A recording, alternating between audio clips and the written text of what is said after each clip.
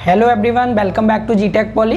दोस्तों, हम structural mechanics and mechanics of solid की स्टडी कर रहे हैं, जो कि सिविल एंड मैकेनिकल के लिए कॉमन सब्जेक्ट है और इसका आज ये सेकंड लेक्चर है। इससे पहले फर्स्ट लेक्चर में हमने पहला chapter properties of materials start किया था और इसकी हमने ये 5 प्रॉपर्टी कंप्लीट कर ली थी। और आज के इस लेक्चर में हम बची हुई जितनी भी प्रॉपर्टीज़ हैं उन सभी को कंप्लीट कर लेंगे।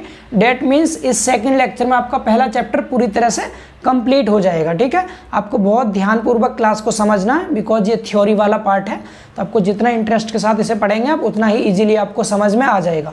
बट आगे की प्रॉपर्टी को स्टार्ट करने से पहले दोस्तों मैं आप सभी को बता दूं कि हमारे जीटेक पॉली चैनल पर इस समय 2 क्लासेस चल रही हैं, जो कि पॉलीटेक्निक के 3rd सेमेस्टर के स्टूडेंट्स के लिए है, जिसमें कि सबसे पहले हम 6 PM पर, शाम को 6 PM पर डेली मैथ 3rd की क्लास प्रोवाइड करते हैं। मैथ 3rd की, यानी जो हमारा पॉलीटेक्निक के 3rd सेमेस्टर का मैथमेटिक्स है, इसकी क्लास पर डे शाम को 6 बजे रिकॉर्डेड क्लास मिलती है 1 घंटे की। ठीक है, एंड दूसरा जो हमारा है 8 PM पर यानी सोम एंड मॉस की क्लास है, जो कि सिविल और मैकेनिकल के लिए है। सोम एंड मॉस की ये पर डे हमारे 2 लेक्चर होते हैं अभी ऑनलाइन यूट्यूब चैनल पर। ठीक है, बिल्कुल फ्री ऑफ कॉस्ट है ये। जैसे ही हमारे ये दोनों सब्जेक्ट कंप्लीट हो जाएंगे, इसके बाद फिर हम आगे आप लोगों के अकॉर्डिंग ही नए सब्जेक्ट स्टार्ट कर लेंगे। क्लियर? तो उम्मीद करते हैं ये सब आपको समझ आ गया होगा। तो चलिए अब हम नई प्रॉपर्टी से स्टार्ट करते हैं आज की क्लास को।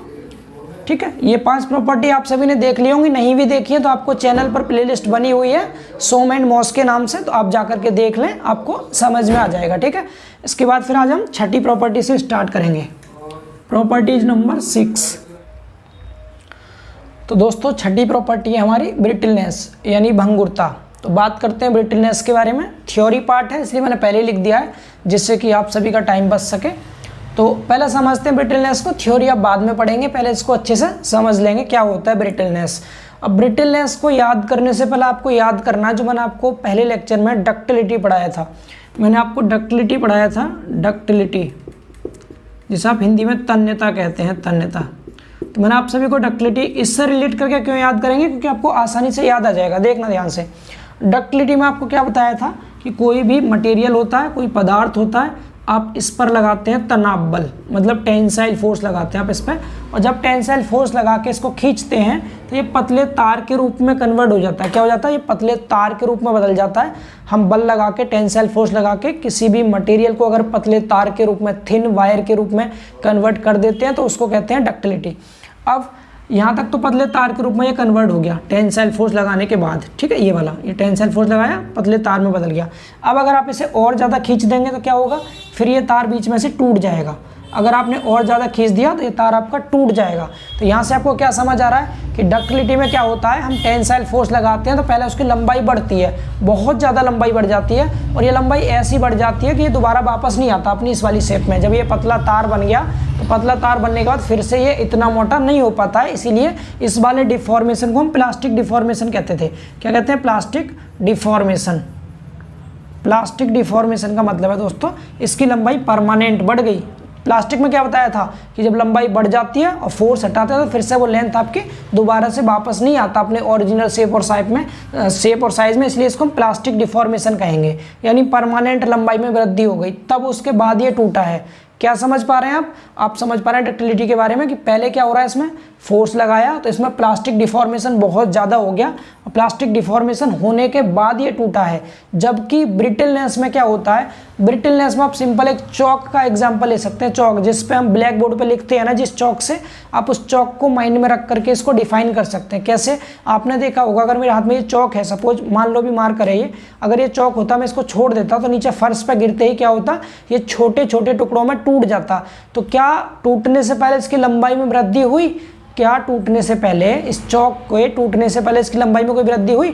या मेरे हाथ में चौक है, जब मैं इसको पकड़ कर खींचूंगा, चौक समझना भी क्या, चौक होता तो मैं तेजी से खींचता, बीच में से टूट जाता वो। क्या टूटने से पहले उसकी लंबाई बिल्कुल बढ़ती है? नहीं बढ़ती। तो इसी तरह से आप क्या डिफाइन कर सकते हैं, चौक को माइंड में रख के आप बोल सकते हैं क्या कि पदार्थ का वह गुण जिसके कारण, यानी किसी भी मटेरियल की एक ऐसी प्रॉपर्टी जिसके कारण अगर हम किसी भी मटेरियल पर फोर्स लगाएं तो फोर्स लगाने से वह बिना किसी प्लास्टिक डिफॉर्मेशन के बिना लंबाई में वृद्धि हुए वह छोटे छोटे टुकड़ों में टूट जाता है तो उसे कहते हैं ब्रिटिल मटेरियल, और इस मटेरियल की प्रॉपर्टी को कहते हैं हम ब्रिटिलनेस। समझ पा रहे मैंने क्या बोला मैंने?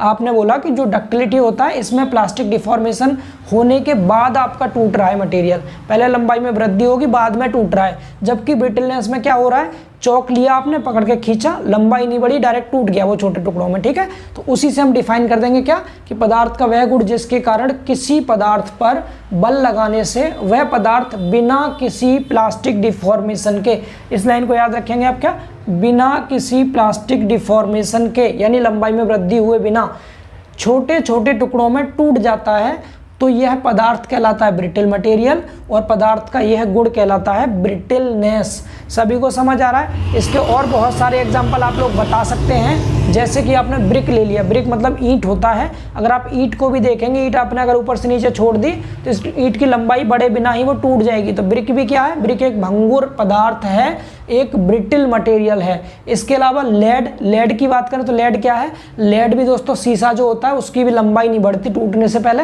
तो वो भी आपका ब्रिटिल मटेरियल है। तो इस तरह से हम बता सकते हैं ब्रिटिल मटेरियल कौन से होते हैं और डक्टाइल मटेरियल कौन से होते हैं। ऐसे मैंने डक्टाइल में आपको बताया था, क्या मैंने सोना बताया था, सोना मतलब गोल्ड। अब गोल्ड को पकड़ के खींचना, पहले लंबाई बढ़ेगी बाद में टूटेगा वो। अब चांदी लेना, चांदी मतलब जानते हैं ना सभी, सिल्वर, अगर आप सिल्वर पर फोर्स लगाएंगे पहले लंबाई बढ़ेगी बाद में टूटेगा, डक्टाइल है। समझ पा रहे हैं? तो इसकी एक रेंज होती है जो जेईई में पूछी जाती है, तो आपके डिप्लोमा में नहीं दे रखा, मैं आपको एक नोट पॉइंट लिखवा रहा हूँ, आप उसको सभी लोग लिख लेंगे, सभी लोग इस पॉइंट को लिख लेंगे, क्या कि जिसमें भी प्लास्टिक डिफॉर्मेशन, मैं यहाँ नोट में लिख दे रहा हूँ, क्या नोट पॉइंट आप सभी को याद कर लेना है, आगे फ्यूचर में काम आएगा आपको। क्या कि ब्रिटिल, इसमें हमने पहले क्या देखा, ब्रिटिल देख रहे हैं, ब्रिटिल के बारे में हमने देखा, ब्रिटिल मटेरियल के लिए, ब्रिटिल मटेरियल में प्लास्टिक डिफॉर्मेशन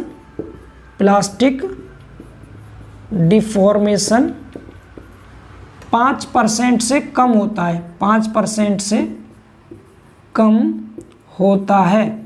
इस लाइन का मतलब क्या है, ये एज इट इज क्वेश्चन पूछा जाता है जेईई एग्जाम्स में कि जो हमारा ब्रिटिल मटेरियल होता है उसमें प्लास्टिक डिफॉर्मेशन कितना होता है। मैंने लिखा है बिना किसी प्लास्टिक डिफॉर्मेशन के, प्लास्टिक डिफॉर्मेशन होता ही नहीं है। फिर भी कुछ पदार्थ ऐसे होते हैं, जैसे ये कोई मटेरियल है, ठीक है, ये कोई पदार्थ था, आपने क्या किया, इस पर फोर्स लगाया पदार्थ पर, ठीक है, ये पदार्थ है कोई, इसकी लंबाई सपोज पहले थी कितनी, 100 सेंटीमीटर थी, और आपने इसको फोर्स लगा के खींचा, ठीक है, फोर्स लगा के, अगर इसकी लंबाई टूटने से पहले ये 100 है ना, 100 से 5%, यानी यहाँ क्या रखा है, ब्रिटिल मटेरियल में प्लास्टिक डिफॉर्मेशन 5% से कम होता है, या कह सकते हैं केवल 5% तक ही होता है। अगर 5% से ज़्यादा डिफॉर्मेशन हो गया उसके बाद टूटा मटेरियल तो समझो वो डक्टाइल है। कैसा है वो, डक्टाइल है।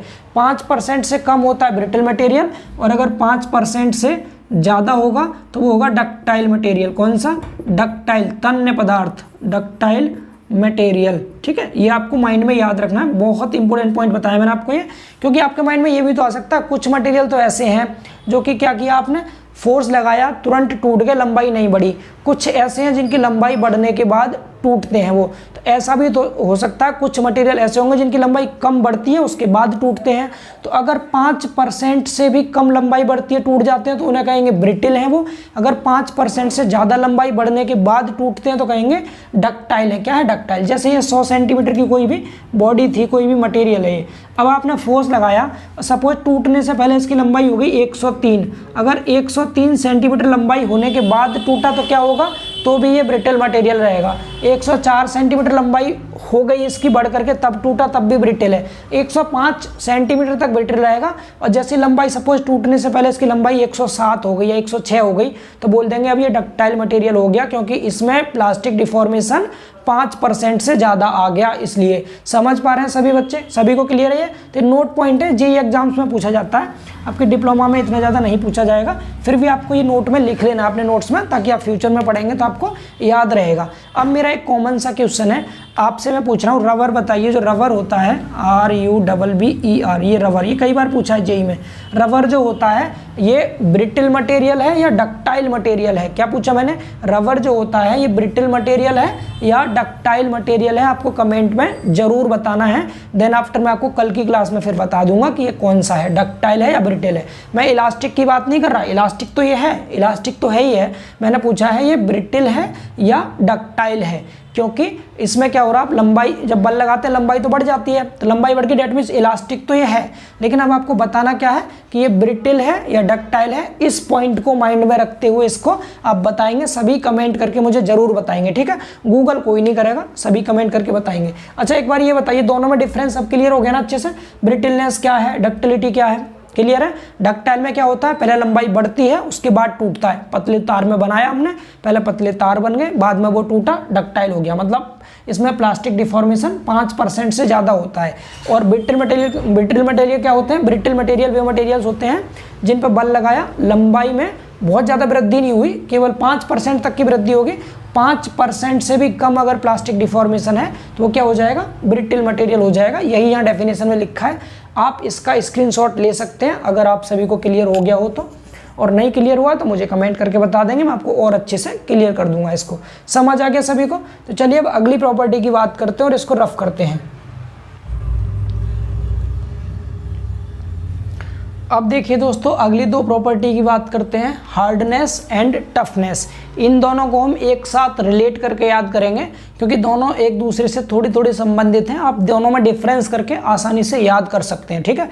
जैसे हमने पहले स्टार्टिंग में इलास्टिसिटी प्लास्टिसिटी के में डिफरेंस करके याद किया था, उसके बाद फिर हमने डक्टिलिटी मेलेबिलिटी को रिलेट करके याद किया था, देन आफ्टर फिर हमने डक्टिलिटी के साथ ब्रिटलनेस को रिलेट करके याद किया था। अब हम हार्डनेस और टफनेस को एक साथ याद करेंगे जिससे कि इजीली याद हो जाए। अच्छा आपने सुना होगा कि हार्ड बॉडी किसे कहते हैं, जो आपके हार्ड मटेरियल होते हैं, कठोर मटेरियल क्या होते हैं, एंड टफ मटेरियल क्या होते हैं। आप कहेंगे जो हार्ड होता है वो टफ होता है, जो टफ होता है वो हार्ड होता है। ऐसा सुना होगा आपने, जब तक कि आपको इसकी डेफिनेशन नहीं पता होगी तब तक, बिकॉज देखने में लग रहा है हार्ड और टफ एक जैसा है। टफ मतलब भी ऐसा लग रहा है जैसे बहुत ज़्यादा कड़ा हो, हार्ड मतलब कठोर हो, ठीक है। लेकिन आप दोनों को डिफाइन कैसे करेंगे, डेफिनेशन में थोड़ा थोड़ा सा डिफरेंस है, ध्यान से आप समझेंगे, सुनिएगा।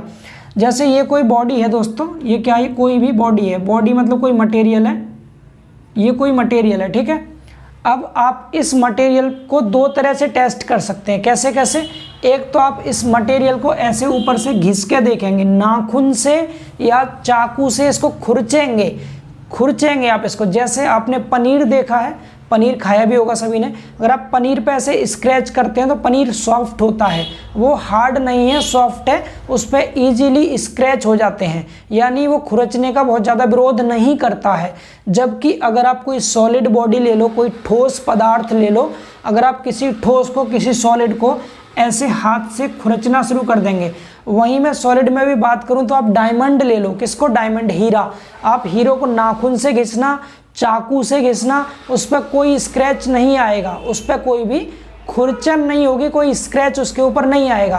तो ऐसा कोई भी मटेरियल जो खुरचने या घिसने का विरोध करता है, आप किसी चीज़ को घिसना ऐसे स्क्रैच करना, तो जो स्क्रैचिंग का विरोध कर देगा, जो रेजिस्ट करेगा स्क्रैचिंग को, वही होगा हार्ड, ठीक है। क्या होगा, हार्ड होगा। समझ पा रहे हैं? क्या करेंगे आप इस पे स्क्रैच करके देख रहे हैं, ऊपर से इसको खुरच के देख रहे हैं, अगर ये खुरचने का विरोध कर देता है तो बोल देंगे आप हार्ड है ये, ठीक है। जैसे आप माइंड में रखेंगे डायमंड सबसे हार्ड एलिमेंट होता है, सबसे ज़्यादा हार्ड, यानी डायमंड, हीरा जो होता है इसकी हार्डनेस बहुत ज़्यादा होती है। वहीं अगर सबसे मुलायम की बात करूँ तो मुलायम में आपका टाक होता है, मुलायम में क्या होता है, टाक जो होता है सबसे ज़्यादा सॉफ्ट होता है, और डायमंड सबसे ज़्यादा हार्ड होता है, ठीक है। तो आपको हार्डनेस की बात करें तो हम सिर्फ डायमंड को माइंड में रखेंगे, आप चाहें तो टाक भी लिख लीजिएगा, ये बहुत मुलायम होता है, सबसे ज़्यादा मुलायम टाक होता है और सबसे ज़्यादा हार्ड आपका डायमंड होता है। समझ पा रहे हैं? तो हार्डनेस की डेफिनेशन में क्या देंगे आप कि पदार्थ का वह गुण जिसके कारण वह पदार्थ खुरचने या घिसने, इंग्लिश में इसको कह देंगे स्क्रैचिंग का विरोध करता है, कठोरता कहलाता है, ठीक है। इंग्लिश में सिंपल सी डेफिनेशन, रेजिस्टेंस अगेंस्ट स्क्रैचिंग और एब्रेशन। एब्रेशन वर्ड को दोस्तों याद रखना, इंग्लिश वाले बच्चे सभी, एब्रेशन कहते हैं हम, एक तरह से आप किसी मटेरियल को अगर खुरचते हैं तो उसको हम एब्रेशन कह देते हैं। तो जो एब्रेशन को भी रेजिस्ट करे या स्क्रैचिंग को रेजिस्ट करे वो होता है हार्डनेस। समझ पा रहे हैं? हिंदी में सिंपल, खुरचने का विरोध करे तो उसे कहेंगे हार्ड है वो। वहीं अगर हम टफनेस की बात करें, अब इसी बॉडी के ऊपर आप क्या कर रहे हैं, ऊपर से लोड लगा रहे हैं, और लोड भी कैसा load, impact load. Impact load होता है दोस्तों जो सडन लोड होता है, मतलब जो एक साथ किसी बॉडी के ऊपर डाल दिया जाता है, ठीक है। जैसे मैंने मेलेबिलिटी में भी आपको ये डायग्राम इस तरह का बना के दिखाया था। अगर आप हैमर लेके इसके ऊपर लोड डालेंगे, ऊपर से आप इसको पीट रहे हैं, ऐसे करके दबा रहे हैं, मतलब इम्पैक्ट लोडिंग कर रहे हैं आप, यानी इसके ऊपर क्या लगा रहे हैं, झटका लगा रहे हैं, धक्का लगा रहे हैं। तो ये टूटने से पहले अगर इस इम्पैक्ट लोड का विरोध करता है, इस लोड को सहन कर लेता है, तो बोलेंगे ये मटेरियल बहुत टफ है, बहुत ज़्यादा कड़ा है, ये चीमड़पन कहते हैं इसको, हिंदी में एक दूसरा नाम चीमड़पन भी होता है। तो आप क्या कह सकते हैं, जो स्क्रैचिंग का विरोध करेगा वो तो हार्डनेस हो गया, और जो किसका विरोध करेगा, जो इम्पैक्ट लोड, जो इम्पैक्ट लोड को रेजिस्ट करेगा। इम्पैक्ट लोड मतलब होता है झटकों को या धक्के को, इसके ऊपर आप ऐसे करके झटके लगा रहे हैं, इस पे क्या लगा रहे हैं, झटके लगा रहे हैं या इम्पैक्ट लोड लगा रहे हैं। तो अगर ये इस इम्पैक्ट लोड से टूटे ना, टूटने से पहले इस इम्पैक्ट लोड का विरोध कर ले, तो कह देंगे क्या है, ये टफ है बहुत ज़्यादा। ठीक है, तो टफनेस की डेफिनेशन क्या होगी, पदार्थ का वह गुण जिसके कारण वह पदार्थ टूटने से पहले झटकों या धक्कों का विरोध करता है, तो क्या कहलाता है, वो टफनेस कहलाता है। इंग्लिश में क्या बोलेंगे, resistance against impact loading. Impact loading के अगेंस्ट जो रेजिस्टेंस होता है वो टफनेस होता है, और एब्रेशन या स्क्रैचिंग के अगेंस्ट जो रेजिस्टेंस होता है वो हार्डनेस होता है। सिंपल सा डिफरेंस सभी को समझ आ गया। क्या डिफरेंस करेंगे आप, हार्डनेस क्या बोलेंगे, जो खुरचने या घिसने का विरोध करे, टफनेस क्या बोलेंगे, जो इम्पैक्ट लोडिंग का यानी झटके और धक्कों का विरोध करे, वो क्या हो जाएगा, टफनेस। उम्मीद करते हैं दोनों डेफिनेशन आप सभी को अच्छे से क्लियर हो गई होंगी। आप इसका नोट्स बनाने के लिए स्क्रीनशॉट ले लीजिए, फिर आगे हम अगली प्रॉपर्टीज की ओर मूव करते हैं। तो देखिए दोस्तों, अगली दो प्रॉपर्टी की बात करते हैं। एक है फ्लेक्सिबिलिटी और दूसरा है फटीग, यानी नम्यता और फटीग। एक एक करके दोनों को समझेंगे, बहुत आसान है, आप थ्योरी को बाद में पढ़िएगा, पहले ध्यान से समझ लीजिए। फ्लेक्सिबल, आपने सुना है फ्लेक्सिबल मतलब नम्य, मतलब क्या होता है, नम्य, फ्लेक्सिबल। अगर नहीं भी सुना हो तो आपको ध्यान रखना, जैसे आप में से कुछ स्टूडेंट्स गांव से बिलोंग करते होंगे, तो गांव में अगर आप खेतों पे जाएंगे तो कुछ गीली लकड़ी देखिए आप सभी ने, गीली लकड़ी। अगर आप एक बड़ी सी गीली लकड़ी को ले लेंगे, लंबी सी गीली लकड़ी हो जो पतली हो, अगर आप इसको ऊपर से दबाते हैं, ऐसे फोर्स लगाते हैं, इसको ऊपर से नीचे ज़मीन पर रखी हुई है, यहाँ पर ऊपर से आपने दबाया तो क्या होता है, मुड़ जाती है, ऐसे साइड में मुड़ जाती है इस तरह से, देखा, टूटती नहीं है लेकिन क्या होती है, मुड़ जाती है। जब ये मुड़ती है तो यहाँ से एक चाप बन रहा है, क्या बन रहा है, ये एक चाप बन जा रहा है, चाप, और जिसे आप इंग्लिश में आर्क बोल सकते हैं स्टूडेंट। आर्क, आर्क क्या होता है, सर्किल का एक पार्ट होता है। जैसे ये कोई सर्किल है तो इसका एक पार्ट कोई सा भी ले लो, आपने सपोज जितना पार्ट ले लिया, इसको आप चाप बोल देते हैं, बोलते हैं ना, आर्क बोलते हैं। तो ऐसे ही क्या होगा, यानी कि पदार्थ का एक ऐसा गुण, मटेरियल की एक ऐसी प्रॉपर्टी जिसके कारण वह मटेरियल टूटे बिना, यानी बिना टूटे क्या हो जाए, एक चाप के रूप में मुड़ जाए, एक आर्क के रूप में मुड़ जाए। तो पदार्थ की इस प्रॉपर्टी को हम कहते हैं फ्लेक्सिबिलिटी। समझ पा रहे हैं सभी दोस्त, फ्लेक्सिबल कौन होता है, वो ज़्यादा फ्लेक्सिबल होता है जिसकी बॉडी बहुत आसानी से मुड़ जाती है एक आर्क की फॉर्म में। ठीक है, तो हम कह देंगे इसकी बॉडी बहुत फ्लेक्सिबल है। ऐसे ही मटेरियल्स में होता है, ऐसा कोई भी मटेरियल जिस पर आप फोर्स लगाएं और वो टूटे ना, टूटे बिना ही क्या हो जाए, एक चाप के रूप में मुड़ जाए। जैसे मैंने आपको गीली लकड़ी का एग्जांपल दिया है, एक बड़ी सी लंबी सी पतली सी आप गीली लकड़ी लेंगे, आप उसे दबाएंगे तो वो साइड में को मुड़ जाती है, चाप जैसे बन जाता है उसमें, तो वो बोल देंगे हम क्या, फ्लेक्सिबल है वो।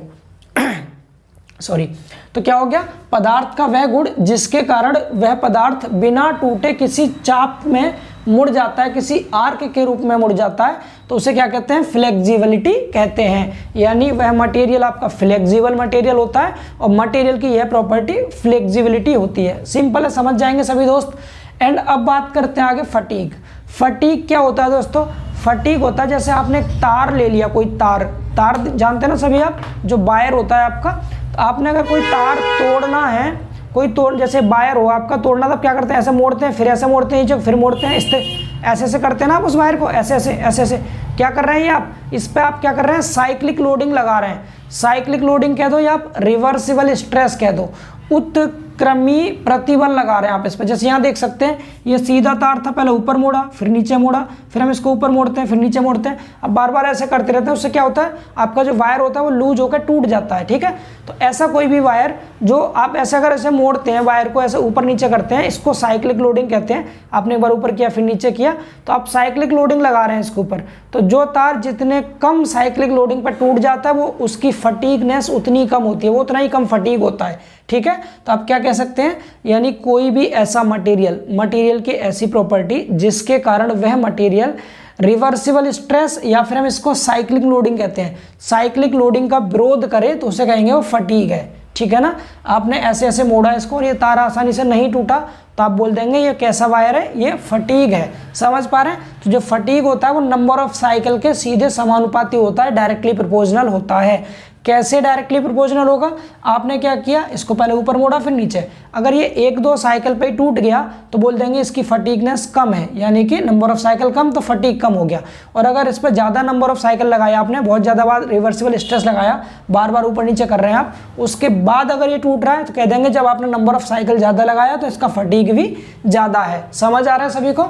तो बिल्कुल सिंपल सी डेफिनेशन है, आपको बिल्कुल आसानी से याद रखना। जो साइक्लिक लोडिंग को रेजिस्ट करे, जो साइक्लिक लोडिंग का विरोध करे या फिर रिवर्सिबल स्ट्रेस का विरोध करे, उसे कहते हैं हम फटीग। सभी दोस्तों को क्लियर हो गया ना? अब ये डायग्राम छोटे छोटे हैं लेकिन आपको याद करने में डेफिनेशंस को बहुत हेल्प करेंगे, तो प्लीज करके साथ में आप ये भी नोट्स में बनाया करें, ठीक है ना। इससे आपको याद करने के लिए आपको लॉन्ग टाइम तक आपकी मेमोरी तेज रहेगी, ठीक है। तो आपको थ्योरी रटेंगे तो भूल जाएंगे, लेकिन अगर आप डायग्राम को आप इमेजिनेशन की फॉर्म में पढ़ेंगे तो आपको चीजें लंबे टाइम तक याद रहेंगी। समझ आ रहा है सभी को? तो ये 2 प्रॉपर्टी भी उम्मीद करते हैं समझ आ गई होंगी आप लोगों को। आप इसका स्क्रीनशॉट ले लीजिए, फिर हम अगली प्रॉपर्टी की बात करते हैं। बस 2-3 प्रॉपर्टी और बची हैं, फिर जल्दी से कंप्लीट कर लेंगे क्लास को, ठीक है। रफ कर दें इसे, चलिए। अब देखिए दोस्तों, अगली प्रॉपर्टी हमारी क्रीप, 11 नंबर प्रॉपर्टी क्रीप है। क्रीप को ये मैंने डेफिनेशन इंग्लिश में लिख दी है बिकॉज हिंदी की बुक में कुछ खास डेफिनेशन थी नहीं, तो मैं आपको हिंदी में भी इसको समझा दूंगा अच्छे से, थोड़ा ध्यान देंगे सामने। इंपॉर्टेंट है, ये आरसीसी में यूज होती है, सिविल स्टूडेंट्स के लिए बहुत ज़्यादा इंपॉर्टेंट है क्रीप। आप समझेंगे ध्यान से क्रीप होता क्या। देखिए इधर ये है आपका कोई दृढ़ आधार, ये कोई आपका रिजिड बेस है कोई भी, आपने इसके ऊपर एक बॉडी कोई लटका दी, यहाँ पर कोई बॉडी लटकी हुई है, ठीक है। इतना सभी को समझ आ रहा है? अब आपने क्या किया दोस्तों, इस बॉडी के ऊपर एक लोड लगाया। अब लोड कैसा होगा? कांस्टेंट लोड होगा। क्या याद रखना आपको? कांस्टेंट लोड, एक स्थिर भार लगाना है। लोड ऐसा ना हो कि आपने पहले डब्ल्यू लोड लगाया फिर बाद में और बढ़ा दिया लोड, फिर और बढ़ा दिया। जो लोड आपने लगाया है वही लोड लगा रहेगा लॉन्ग टाइम के लिए। यानी आपने क्या किया, यहाँ पर कोई एक लोड लगा दिया डब्ल्यू, और ये कैसा लोड है? ये दोस्तों कांस्टेंट लोड है। ये कांस्टेंट लोड है, एक स्थिर भार है जो बदलेगा नहीं। स्थिर भार, एक कांस्टेंट लोड आपने इस बॉडी पे लगा दिया। समझ पा रहे हैं इतना? ये लोड लगा हुआ है इस बॉडी के ऊपर इस तरह से डब्ल्यू, ठीक। अब आपने ये लोड जो लगाया है ये लॉन्ग टाइम के लिए लगा दिया, एक लंबे समय के लिए, ठीक है। फॉर ए लॉन्ग टाइम, मैं लिख दे रहा हूँ फॉर लॉन्ग टाइम, एक लंबे समय के लिए। दिख रहा होगा यहाँ तक? नहीं दिख रहा तो सुन लीजिए, लिखा लॉन्ग टाइम, लंबे समय के लिए आपने किसी भी बॉडी के ऊपर एक कांस्टेंट लोड लगा दिया।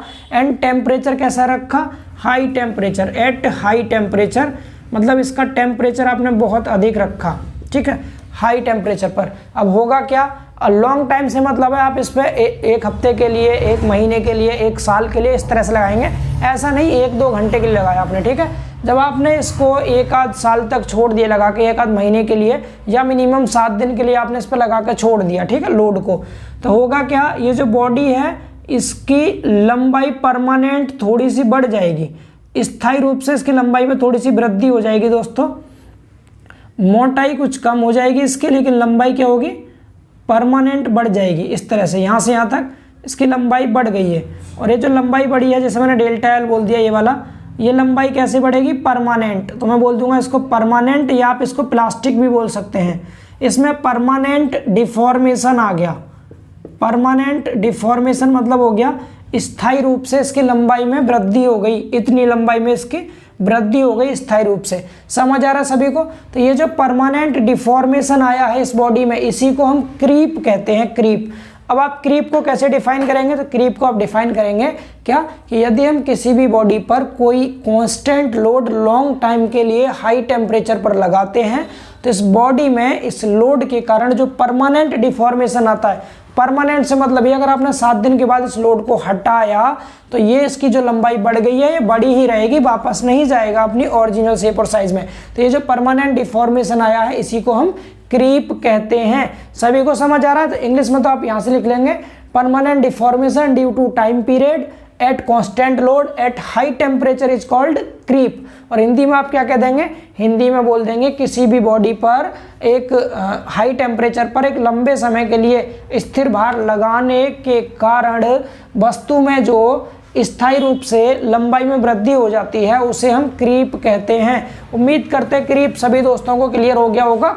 आप इसका डायग्राम और डेफिनेशन को एक बार लिख लीजिए, नोट कर लीजिए, ठीक है, समझ आया सभी को। चलिए अब अगली प्रॉपर्टी की बात करते हैं और इसको रफ कर देते हैं। तो देखिए दोस्तों, ये दो आसान प्रॉपर्टी और हैं, इनको डायरेक्ट आप रीड करके भी याद रख सकते हैं। आसान है, बिल्कुल सिंपल है। एक तो टेनासिटी, यहाँ मैंने टेनासिटी की हिंदी इसलिए नहीं लिखी है क्योंकि आपकी बुक में टेनासिटी की हिंदी भी तन्यता दे रखी है और डक्टिलिटी की हिंदी भी तन्यता दे रखी है।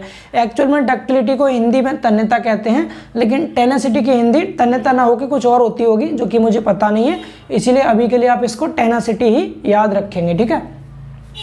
तो पहले समझते हैं टेनासिटी होता क्या है। टेना मतलब समझ रहा, आपको टेन लिखा हुआ है आगे, TN टेन, टेन फॉर होता है क्या, टेंशन। टेन फॉर क्या होता है, टेंशन। समझ पा रहे हैं आप।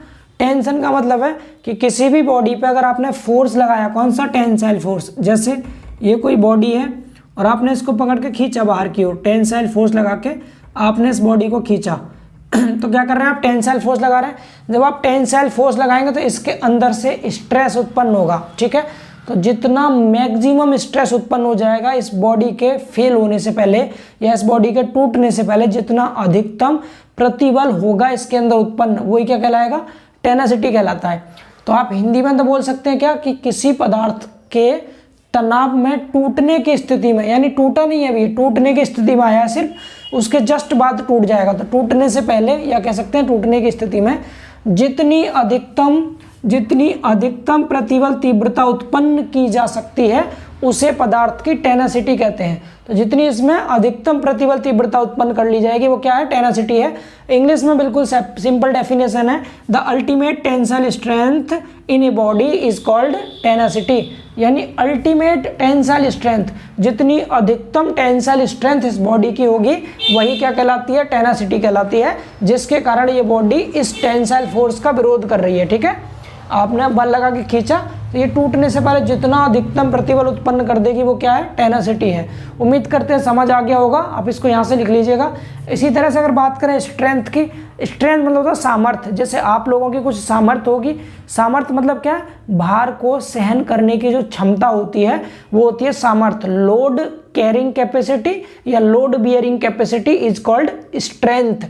तो ये यहाँ लिखा हुआ है, किसी पदार्थ का वह गुण जो बिना फेल हुए अधिकतम बल सहन कर सकता है उस पदार्थ की सामर्थ्य कहलाता है, ठीक है। अधिकतम बल सहन कर सकता है या फिर ये कह सकते थे अधिकतम भार सहन कर सकता है। इंग्लिश में भी यही लिखा है, मैक्सिमम लोड कैरिंग कैपेसिटी, यहाँ लोड आएगा simple, maximum load carrying capacity without failure is called strength. यानी बिना फेल हुए कोई भी बॉडी जितना मैक्सिमम लोड कैरी कर सकती है वो क्या कहलाती है, उसकी स्ट्रेंथ कहलाती है। जैसे ये कोई बीम का सेक्शन है, अगर आपने इधर दोनों तरफ सपोर्ट लगा रखी है, आपने ऊपर से लोड लगाया, इसके ऊपर कोई लोड, डब्ल्यू लोड, ठीक है। तो ये जो बीम है इस डब्ल्यू लोड को आसानी से बियर कर ले, तो वो किसके कारण बियर कर रही है, अपनी स्ट्रेंथ के कारण। अगर इस लोड को लगाया और ये फेल हो गई, डेट मीन्स इस बॉडी की जो स्ट्रेंथ है इस लोड से भी कम है। समझ पा रहे हैं ना। तो जितना मैक्सिमम वो लोड सहन कर लेती है तो उसके लोड सहन करने की जो कैपेसिटी होती है, जो क्षमता होती है, वही सामर्थ्य कहलाती है। यही मैंने आपको यहाँ पर दिखा रखा है। आप एक बार इसका स्क्रीनशॉट ले लीजिए। फिर केवल आपकी एक डेफिनेशन बची है तो मैं उसको भी जल्दी से लिख देता हूँ। इसको जल्दी से स्क्रीनशॉट लीजिए, फिर रफ करके एक लास्ट डेफिनेशन लिख देते हैं आपके लिए, ठीक है। तो देखिए दोस्तों, लास्ट प्रॉपर्टी है हमारी मशीनेबिलिटी, यानी मशीनता। तो मशीनेबिलिटी नाम से पता चल रहा है, मशीन तो सभी जानते हैं, मैकेनिकल के स्टूडेंट्स ऑलमोस्ट सभी जानते होंगे मशीन के बारे में। तो मशीन एबिलिटी का मतलब है कि पदार्थ का एक ऐसा गुण जिसके कारण हम उस पदार्थ पर मशीनिंग वर्क आसानी से कर सकते हैं। मशीनिंग वर्क आसानी से करने का मतलब क्या है, कोई भी मटेरियल है आपको वो काटना है किसी मशीन की हेल्प से, तो वो इजीली कट सके, आप उसको आसानी से कोई भी शेप और साइज प्रोवाइड कर सकें, तो वो सब पदार्थ की प्रॉपर्टीज क्या कहलाएंगी, वो कहलाएगी मशीनेबिलिटी। यानी किसी भी पदार्थ का एक ऐसा गुण जिसके कारण हम उस पदार्थ के ऊपर, उस मटेरियल के ऊपर मशीनिंग वर्क आसानी से कर सकते हैं। जैसे हम किसी भी कटिंग टूल की हेल्प से किसी मटेरियल को इजीली काट सकें, उसको शेप और साइज प्रोवाइड कर सकें, तो ये सब प्रॉपर्टी क्या हो गई आपकी, मशीनेबिलिटी हो गई। यही यहाँ पर लिखा है, सिंपल सी डेफिनेशन आप नोट कर लीजिए। यानी पदार्थ का वह गुण जिसके कारण पदार्थ पर मशीन कार्य, इंग्लिश में मशीनिंग वर्क, आसानी से किया जा सकता है, मशीनेबिलिटी कहलाता है। ठीक है, आप आगे लिख भी सकते हैं जैसे कि कटाई औजार की सहायता से या कटिंग टूल की हेल्प से हम किसी मटेरियल को काट करके निश्चित शेप और साइज प्रोवाइड कर सकें। ठीक है ना, तो आप आगे और भी लिख सकते हैं, फिर यहीं तक काफ़ी है, तो आप नोट कर लीजिए, बहुत ज़्यादा इंपॉर्टेंट नहीं है, लेकिन आप फिर भी लिख लीजिए, आपकी बुक में था। तो ऑलमोस्ट जितनी प्रॉपर्टी थी दोस्तों मैंने सभी करा दी हैं, पहले चैप्टर की सभी प्रॉपर्टी। फिर भी अगर आपकी बुक में कोई एक आध एक्स्ट्रा प्रॉपर्टी दे रखी हो तो आप मुझसे कमेंट्स में पूछ सकते हैं कि ये वाली आपने नहीं कराई, तो मैं आपको नेक्स्ट लेक्चर में उसे प्रोवाइड कर दूंगा। ठीक है, तो पहला चैप्टर हमारा कंप्लीट हो चुका है, थ्योरी का पार्ट था। टोटल 14 प्रॉपर्टी हमने इसमें पढ़ी हैं, इनमें से कोई सी एक या दो प्रॉपर्टी आपके एग्जाम में पूछी जा सकती हैं। नोट्स बना करके अच्छे से इसको रिवाइज कीजिएगा। और अब इसके बाद हम सेकंड चैप्टर स्टार्ट करेंगे कल से। अब रेगुलर क्लास इसी फ्लो में चलती रहेंगी। आज थोड़ी सी क्लास लेट हो गई है, मैंने 8 बजे की बोला था, बट आज क्लास 9 बजे आपको मिल पाएगी, सॉरी फॉर डैट। बट आपकी क्लासेस रेगुलर रहेंगी, पर डे आपको एक लेक्चर सोम और मॉस का मिलेगा और एक लेक्चर मैथ का मिलेगा। इस तरह से 2 लेक्चर पर डे आपको मिलते रहेंगे। इसी तरह से अपना प्यार एंड सपोर्ट बनाए रखेंगे एंड मिलते हैं दोस्तों बहुत जल्द अगली क्लास में। तब तक के लिए बाय बाय, टेक केयर।